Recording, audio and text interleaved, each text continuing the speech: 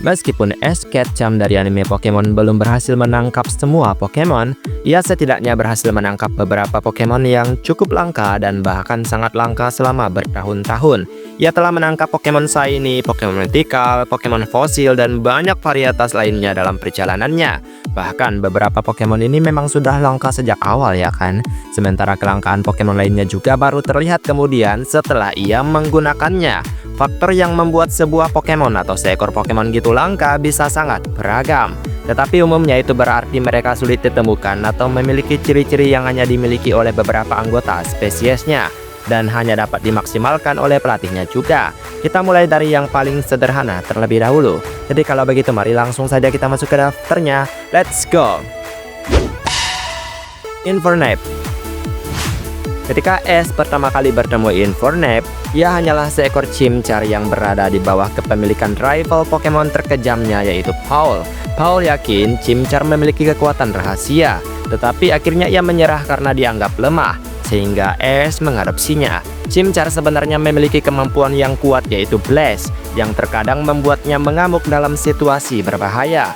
Ash membantu Chimchar menguasai kemampuan ini dan membantunya berevolusi, hingga akhirnya menjadi Infernape yang kuat. Pokemon starter memang bagian Pokemon yang langka ya, dan Pokemon yang memiliki kekuatan luar biasa seperti itu ya tentu saja jauh lebih langka lagi. Crocodile. Meskipun tertarik pada Ash membutuhkan waktu yang cukup lama untuk benar-benar menangkap Crocodile. Ia kemudian membantunya berevolusi menjadi Crocodile itu sendiri dalam pertarungan turnamen melawan Iris Dragonite. Crocodile milik Ash khususnya dikenal karena sifatnya yang unik banget, yaitu selalu mengenakan kacamata hitam yang membantunya meningkatkan kepercayaan diri dalam pertempurannya. Berevolusi sampai akhir saja sudah sangat langka untuk tim Ash, apalagi ia menonjol sebagai Pokemon terkuat Ash di Unova. Heracross. Dalam game Gold and Silver dan bahkan Crystal, Heracross sangat jarang ditemui, hanya sesekali jatuh dari pohon yang terkena headbutt. Ash bertemu sekelompok besar Heracross di anime, membuatnya cukup beruntung ya kan? Salah satu Heracross ini tertarik pada Ash dan mulai mengikutinya, sehingga Ash dengan senang hati menangkap Heracross dan menambahkannya ke timnya. Heracross juga dikenal karena tipe bug fighting-nya yang unik. Heracross milik Ash juga dilengkapi dengan beberapa jurus terkuat yang dapat dipelajari Heracross tersebut, seperti Mega Horn dan juga Focus Punch, menjadikannya pesaing sejati dalam beberapa pertarungan terberat Ash. Sirpatch. Meskipun Purpatch Persikanto dianggap sebagai spesies yang terancam punah, fakta serupa belum pernah ditemukan tentang Purpatch Persigalarian ini. Jadi mungkin ya awalnya tidak tampak begitu langka ya, tapi yang membuat Purpatch Persigalarian ini berevolusi bukanlah hal yang mudah loh. Baik di game maupun di anime hal ini agak sulit banget. Faktanya juga Sirpatch milik Ash ini adalah satu-satunya yang mungkin paling menonjol di anime tersebut. Sirpatch adalah contoh hebat bagaimana Ash mampu melatih Pokemon yang cukup biasa hingga mencapai tingkatan yang luar biasa. Pokemon ini tidak akan pernah berevolusi tanpa kemampuan berpikir cepat Ash dalam pertempuran di mana ia memerintahkan Purpatch untuk menggunakan daun bawangnya yang patah sebagai pedang dan perisai. Snorlax. Ash pertama kali bertemu Snorlax di Orange Island, tempat di mana Snorlax ini berenang dari satu pulau ke pulau yang lain, melahap semua tumbuhan yang ada di sekitarnya. Snorlax sebenarnya dengan cepat malah menjadi pengganggu.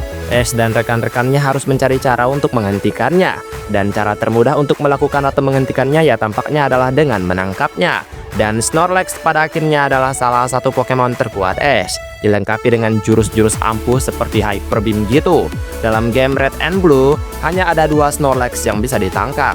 Jadi pada saat diperkenalkan, Snorlax memang spesies yang cukup langka. Pikachu. Sulit untuk menyebut Pokemon milik Ash tanpa membahas Pikachu. Pikachu umumnya digambarkan agak langka di anime. Ash telah menemukan koloni Pikachu yang besar sebelumnya, tetapi ya para karakter seringkali berkomentar tentang keanehan melihat Pikachu di season awal tersebut. Pikachu milik Ash jauh lebih kuat daripada kebanyakan Pikachu, yang menarik perhatian tim Rocket. yang yakin jika Pikachu itu langka banget.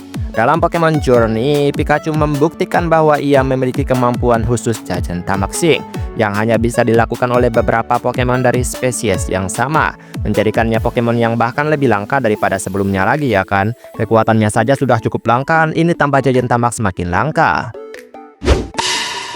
Lapras. Pokemon langka yang ditemui Ash cukup awal dalam perjalanannya adalah Lapras.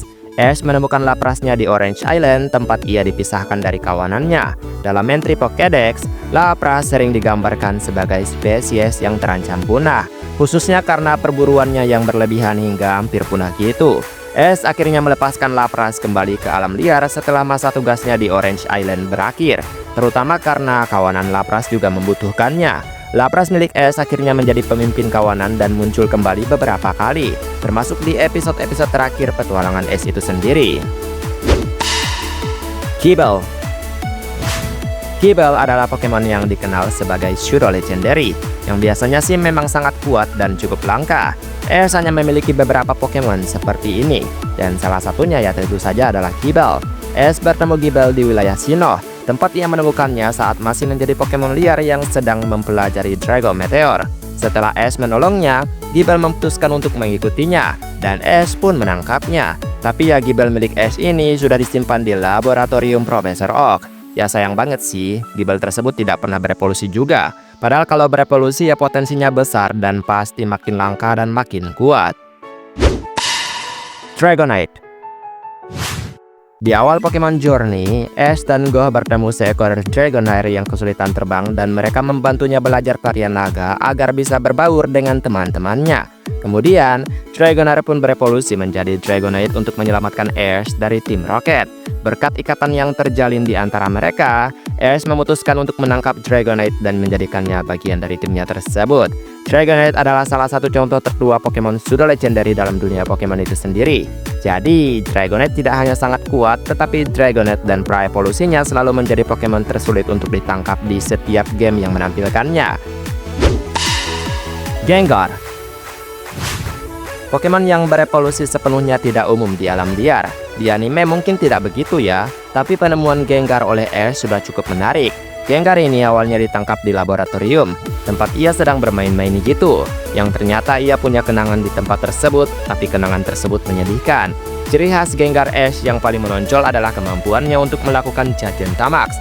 Mirip kayak Pikachu gitu. Namun Gengar baru mendapatkan kemampuan ini di kemudian hari berkat bimbingan Ash itu sendiri.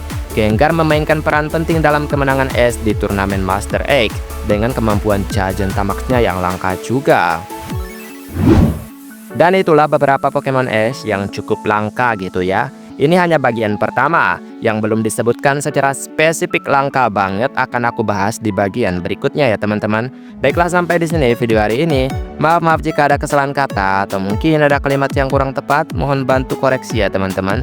Dan terima kasih juga untuk setiap dukungan yang selalu kalian berikan terhadap channel ini. Dan kita ketemu lagi di next video. Aku pamit dulu. Dadah.